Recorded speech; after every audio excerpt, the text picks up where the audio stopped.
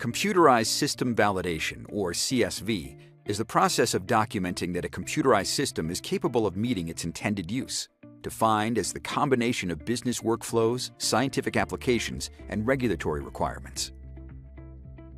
CSV is a regulatory requirement for many agencies around the world. Regulated laboratories must perform CSV to remain in compliance. CSV is a critical component of data integrity. Ensuring the integrity of your data throughout its lifecycle, from acquisition to archiving, is critical. CSV can be thought of as a life cycle with 4 different stages. Each one requires various activities to establish and maintain compliance. Stage 1 is product selection. This includes gathering requirements for the system's intended use and regulatory risk assessment to plan compliance efforts. Stage 2, initial validation and training, includes implementation, configuration, and testing the system against intended use, as well as user training.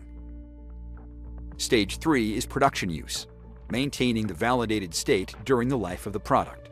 This includes change controls and revalidation when the software is upgraded or workflows are adjusted. Finally, Stage 4 is system retirement. The system is decommissioned and archived, and data protected for a prescribed period. CSV differs from qualification. Validation is a lifecycle process, while qualification is a snapshot of how the system is performing at a moment in time. Vendor qualification tests against factory specifications, but CSV tests a system or process against end-user workflows and scientific applications.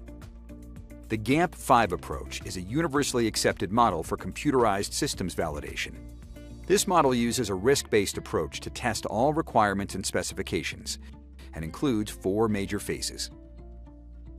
Phase 1, the planning phase.